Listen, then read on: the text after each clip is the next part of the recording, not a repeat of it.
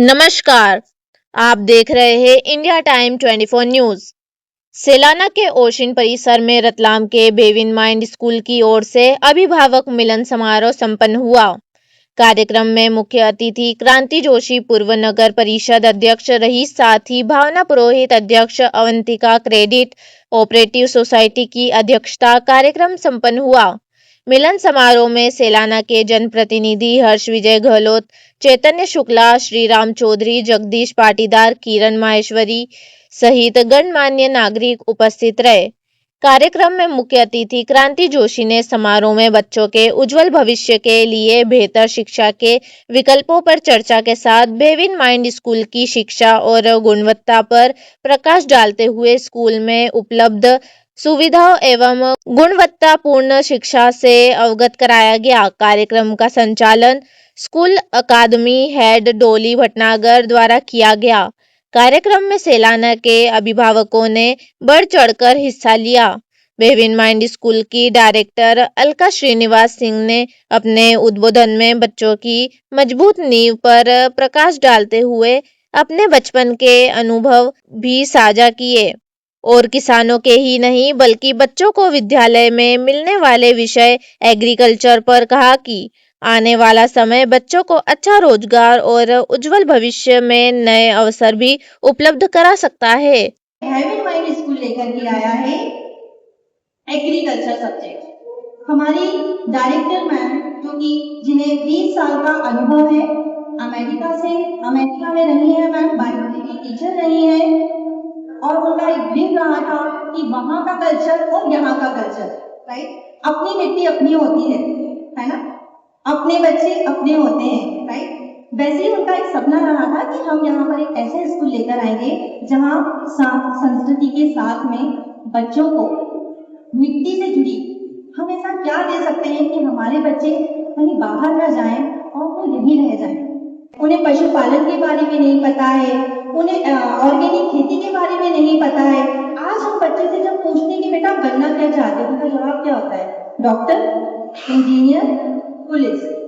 कोई टीचर नहीं बोलेगा, कोई ये नहीं बोलेगा कि मैं एक साइंटिस्ट बनना चाहता हूँ, एक कृषि साइंटिस्ट बनना चाहता हूँ जो अपने गांव में कुछ बदलाव लाना चाहता हूँ। कभी नहीं बोलेगा।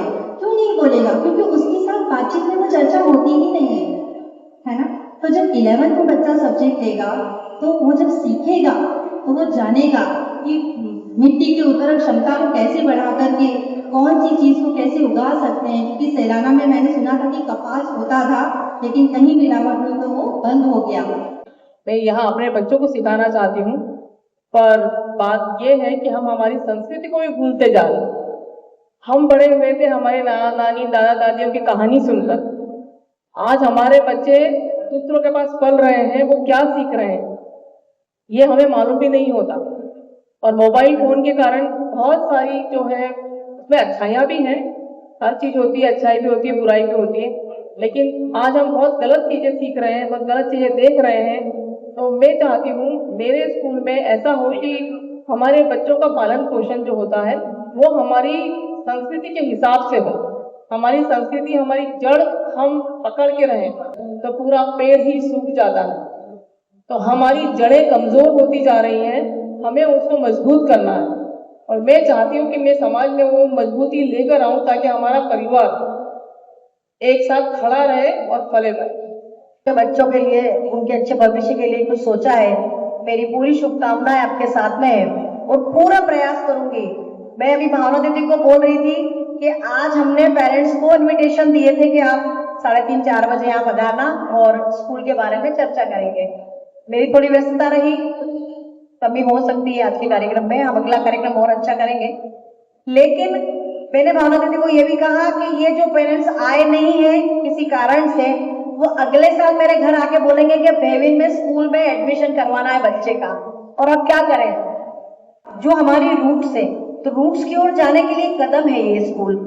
और अच्छा है कि हमारे बच्चे आज से उधर चले जाएंगे। यदि उधर चले जाएंगे तो हमको कोई प्रयास नहीं करना पड़ेगा, इन्हीं के प्रयासों से हमारे बच्चों का भविष्य सुधर जाएगा। इसलिए मेरा निवेदन है कि जितने भी प्रयास, आपके बच्चे खुद के, अपने अड़ोस पड़ोस के, अपने परिवार के, अपने परिचितों के यदि कोई है तो इसी साल एडमिशन करवा लेना। वरना अगले साल तो हमको वेटिंग में लगना पड़ेगा और मुझे भी मना करना पड़ेगा इनको बोलने के बाद भी। तो अभी समय है, ये भी शुरुआत कर रहे हैं। तो हम यदि अभी अपने बच्चों का एडमिशन करवा देंगे, अपने परिवार के जो छोटे बच्चे हैं उनका, परिचितों का, किसी का भी जिनसे हमारा पारिवारिक संबंध है, मैं भी खुद भी प्रयास करूंगी, क्योंकि ये तो सफल होना तय है। आपका विद्यालय, आपका स्कूल बहुत चलेगा, रतलाम की शान बनेगा, ऐसा मेरा विश्वास है। निरंतर आगे बढ़े और ऐसे ही लोगों में चेतना आए अपने संस्कारों के लिए, जो कि हम भूलते जा रहे हैं।